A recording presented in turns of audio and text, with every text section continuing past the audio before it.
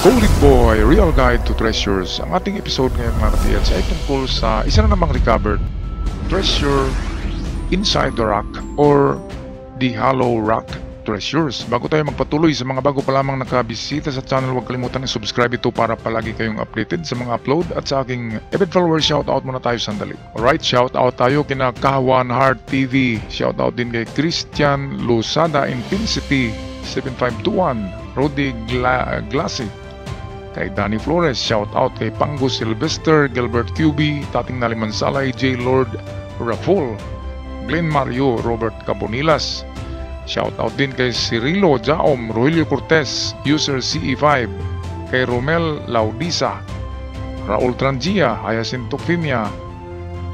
Lastly, shout out kina Madan Canonigo, Aldrin Jacinto, Rico Mausisa, Yuri Din Sorino, at kay Jose Omayaw. At sa mga hindi nabanggit na mga pangalan, shoutout sa lahat. Tayo na ngayon magpatuloy.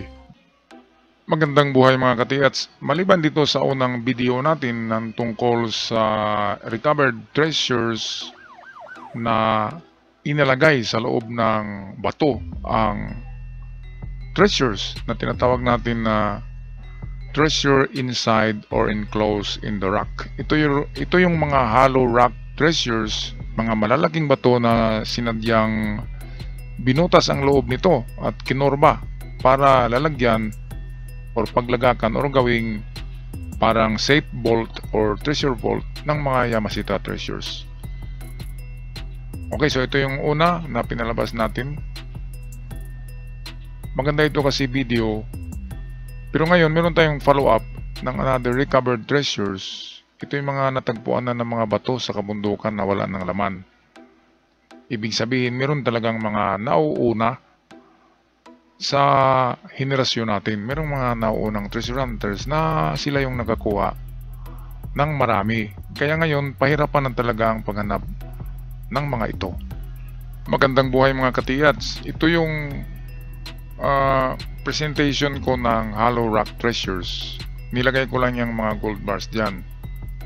Edited lang yan. Ang totoo niyan ay Hollow Rock Treasures na talaga yan. Ang matagpuan ng ating mga katiyats ay ganyan, wala na yung gold na yan.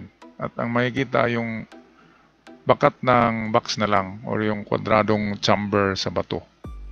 Okay, ano nga bang mga palatandaan ito na ito'y Hollow Rock Treasures? Meron tayong makitang marka dito, mga katiyats to.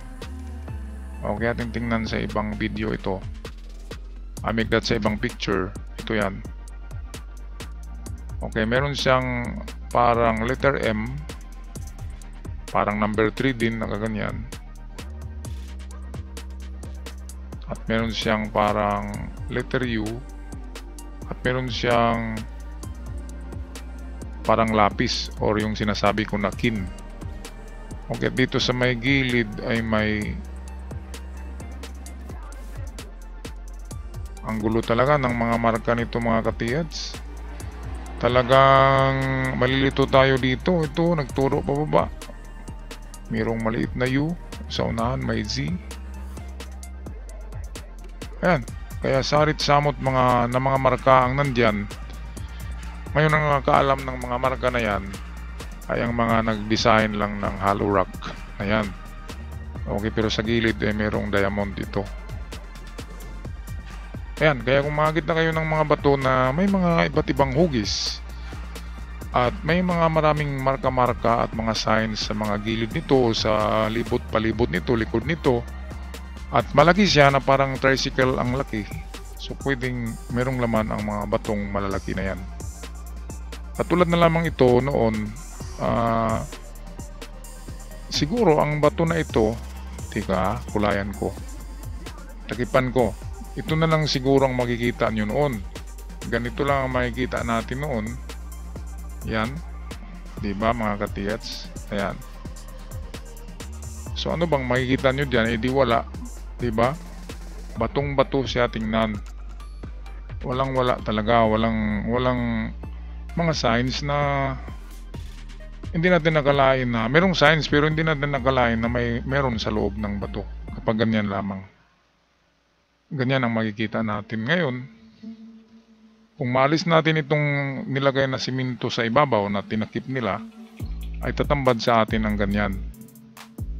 So totoo talaga, lalo na kung makita nyo ito sa likod, ang daming bamboo diyan.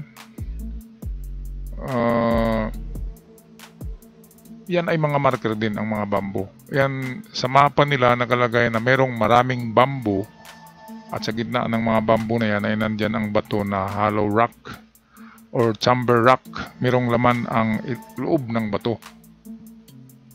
Okay, kaya totoo ang mga hollow rock treasures na palagi kong sinasabi.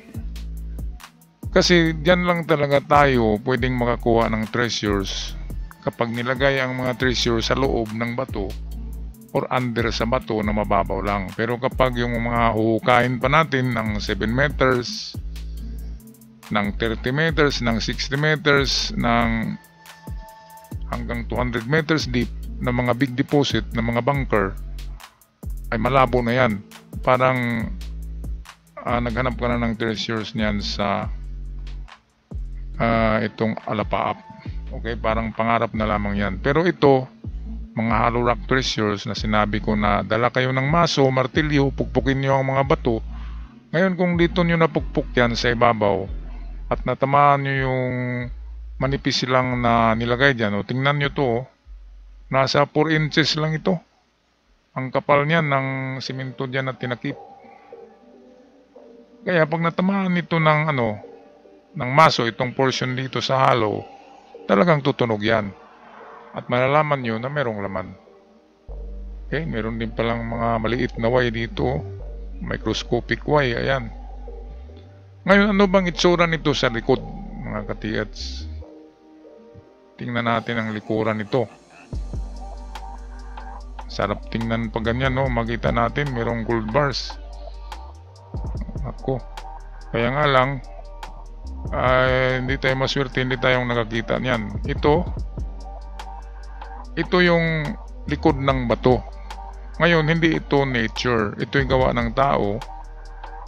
Naglagay sila ng mga disenyo na kwadrado-kwadrado, square-square.